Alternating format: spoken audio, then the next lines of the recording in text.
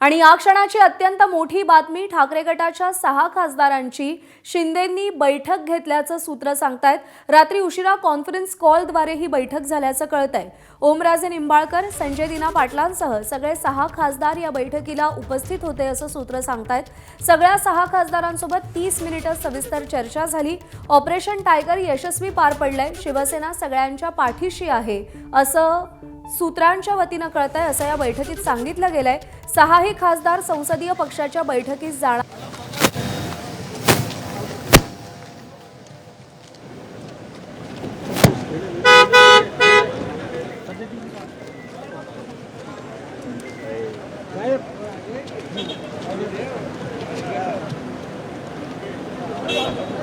Sir महायुतीचे सगळेच निवडून येणार सर।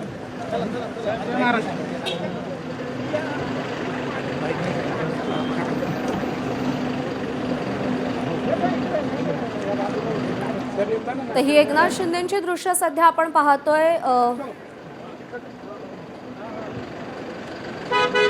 कोणतीही प्रतिक्रिया त्यांनी दिलेली नाही, पण काल एक व्हिडिओ कॉन्फरन्सिंगद्वारे बैठक झाल्याचं सांगितलं जात आहे। श्रीकांत शिंदे अजूनही दिल्लीतच असल्याचं कळतंय।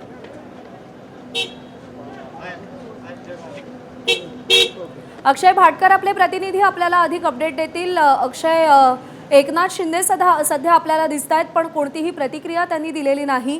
काल एक व्हिडिओ कॉन्फरन्सिंगद्वारे बैठक झाल्याचं कळतंय। काही सूचना ठाकरेंच्या खासदारांना केल्या गेल्या जे शिंदेंकडे येतील असं सांगितलं जात आहे, किंवा ऑपरेशन टायगर यशस्वी झाल्याचं सांगितलं जात आहे। काय अपडेट्स आहेत सध्या, काय घडामोडी घडतायत?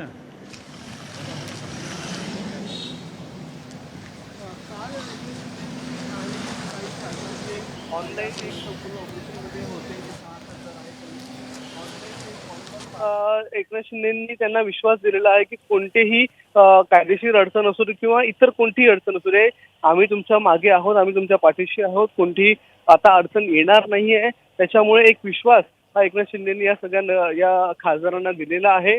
आणि आज जी काही संसदीय प्रक्रिया पार पडणार आहे त्या संसदीय प्रक्रियेच्या दरम्यान देखील आम्ही तुमच्या सोबतच आहोत असं सांगितलेलं आहे एकनाथ शिंदेंनी। त्याच्यामुळे काल रात्री जो फोन कॉल झाला, काल रात्री जो कॉल झाला, त्या कॉल नंतरच संपूर्ण चित्र जे आहे ते जवळपास स्पष्ट झालेलं आहे। आणि या हा जो कॉल झालेला होता, कॉन कॉल झाला, त्याच्यामध्ये 6 खासदार त्या ठिकाणी उपस्थित होते।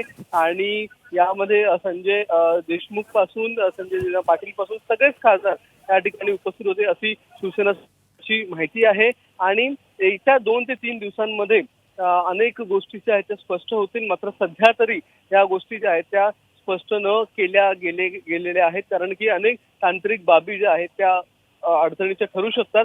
म्हणूनच त्या बाबी ज्या आहेत त्या बाजूला ठेवून कोणतेही प्रकारचे पुरावे किंवा काही सादर केले गेले नाहीये। मात्र आता देखील आपण एकनाथ शिंदे आता भिवंडीमध्ये आले होते, त्यांच्याशी संवाद साधला। त्यांनी देखील आता देखील म्हटलेलं आहे, ऑफ कॅमेरा म्हटले, मात्र त्यांनी सांगितले की सगळं यशस्वी झालं, सगळं बरोबर झालंय असं देखील त्यांनी आता सांगितले। त्यामुळे काल रात्री त्यांनी या खासदारांशी संवाद साधला आणि त्यानंतर आता पुन्हा ते विधान परिषदेच्या कामाला आपल्याला दिसून येतात।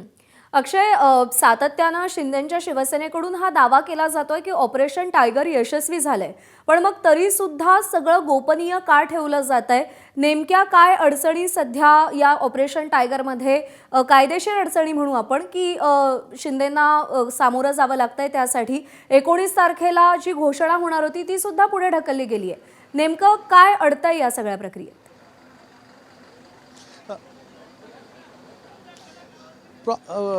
प्रज्ञा, प्रॉब्लेम असे आहेत की अजून ठाकरे गट कोणत्या प्रकारे किंवा कोणत्या परिस्थितीमध्ये किंवा काय नेमकी डावपेच खेळेल हे अजून कळत नाही आहे। त्यामुळे अनेक कायदेशीर गोष्टी या संपूर्ण प्रक्रियेमध्ये असतात। ही किचकट प्रक्रिया असते। जसं तृणमूल काँग्रेसचं झालं, त्या तृणमूल काँग्रेसच्या प्रमाणे ताबडतोब या सगळ्या खासदारांचं विनिलीकरण असेल किंवा पक्षप्रवेश असेल तो करता येणार नाही आहे, किंवा तो करायचा असेल तरी देखील अनेक गोष्टी आहेत त्या क्लिअर व्हायच्या बाकी आहेत आणि जोपर्यंत ठाकरे गट हे त्यांचे डावपेच खेळत नाही किंवा त्यांच्याकडून हे कायदेशीर प्रक्रियेची पावलं उचलली जात नाही तोपर्यंत तरी शिंदे गटाकडून कोणतीही कारवाई केली जाणार नाही किंवा पुरावे सादर केले जाणार नाही आहेत. कारण की जर पुरावे सादर केले किंवा जर सगळ्या गोष्टी आत्ताच रिव्हील केल्या ओपन केल्या तर मग वर्धापन दिनाच्या दिवशीचा कार्यक्रम असो किंवा संसदीय कार्यक्रम असो या सगळ्यामध्ये कुठे ना कुठे तांत्रिक गोष्टीमध्ये येऊ शकतात, कायदेमध्ये येऊ शकतात आणि त्याचाच आधार हा ठाकरे गटाला मिळू शकतो आणि तो आधार